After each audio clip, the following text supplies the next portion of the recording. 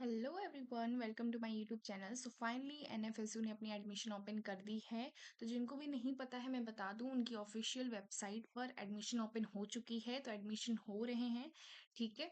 और इस admission portal से उन्होंने बहुत बड़ी चीज़ क्लियर कर दी। जितने बच्चों को कन्फ्यूजन था, डाउट था कि क्या सब्जेक्ट कॉम्बिनेशन हमें लेना है, कौन सा हमारी एडमिशन में काम देगा, क्या हाईएस्ट स्कोरिंग लिया जाएगा या फिर हमारे डोमेन्स लिए जाएंगे जो भी मेंशन्ड है एलिजिबिलिटी क्राइटेरिया में।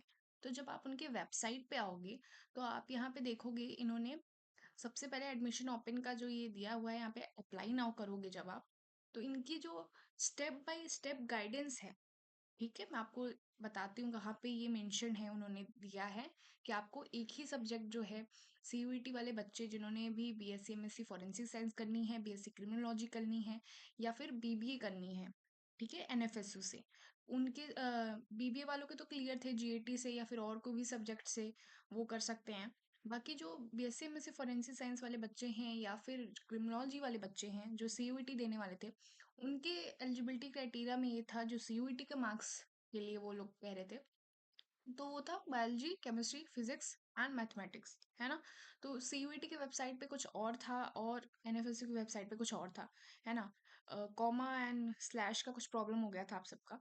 बट अभी एनएफएसयू ने क्लियर कर लिया है कि क्या आपको एडमिशन के लिए रिक्वायरमेंट है, ठीक है। इनके पोर्टल पे आप जाओगे जब यहाँ पे, तो इन्होंने बहुत अच्छे तरीके से, क्लियर तरीके से बता दिया है। यहाँ पे आओ, देखो देखो, नीचे आओगे आप, तो इन्होंने हर हर एग्जाम, जो भी आप नेशनल लेवल के एग्जाम्स दे रहे हो, चाहे वो आपका जेई है, चाहे आपका गेट है ना, वो सारी चीजें इन्होंने अच्छे तरीके से बताई हैं। और यहाँ पे आप जाओगे सीयूईटी के साइड पे, सीयूईटी प्रोग्राम के इंस्ट्रक्शन पे, तो यहाँ पे इन्होंने अच्छे तरीके से मेंशन किया, ये देखो, from the subject listed in the eligibility criteria select only one subject.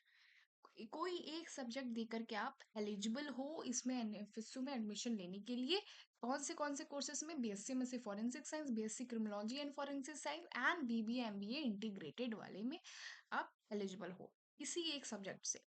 आप चाहो तो आप तीनों दे सकते हो, आप ऑप्शन बनाना चाहते हो, आप कोई और बैकअप ऑप्शन में कोई और कॉलेज रखना चाहते हो तो ठीक है। बट अगर आप एनएफएसयू को एम कर रहे हो तो वहां पे पीसीबी के मार्क्स नहीं ऐड ऑन होंगे, कोई एक, ठीक है।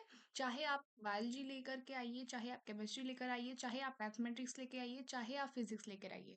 अगर आपका कोई भी सब्जेक्ट, अगर आपने पीसीबी चूज किया है, या द इन द सेंस आपने पीसीबी या फिर साथ में जीएटी एंड इंग्लिश भी लैंग्वेज भी ली हुई है मोस्ट ऑप्शंस के लिए, तो क्या आप, कौन सा हाईएस्ट आपका जुड़ेगा, उसमें से आपका जो भी हाईएस्ट सब्जेक्ट होगा ना, जो भी highest scored subject, highest marks का सब्जेक्ट होगा, वो आपको मेंशन करना होगा अपने एडमिशन फॉर्म में। अभी जो एडमिशन फॉर्म ओपन हो चुके हैं वहाँ पे क्या सीयूईटी के मार्क्स मांगे जा रहे हैं कि आपके हाईएस्ट मार्क्स जिसमें है उसको मेंशन कीजिए।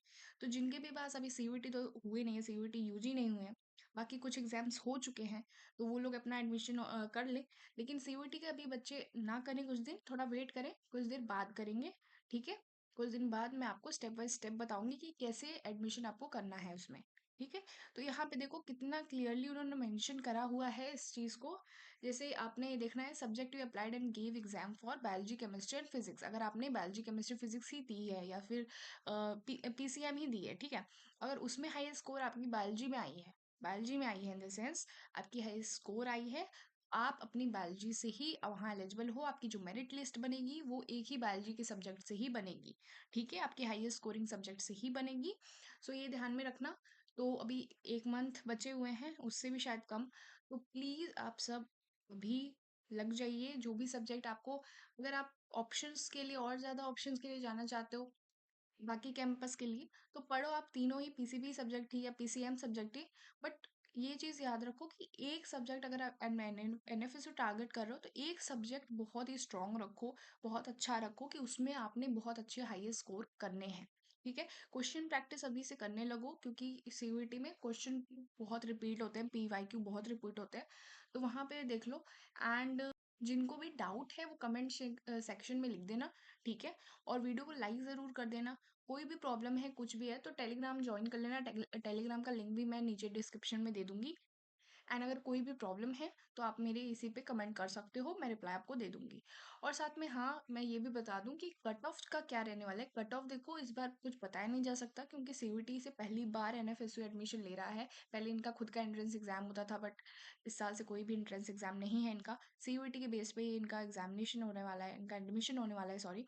सो अभी करना क्या है कि ज़्यादा से ज़्यादा स्कोर करने की कोशिश करो क्योंकि यहाँ पहली बार हो रहा है इसलिए कुछ भी कन्फर्म नहीं है।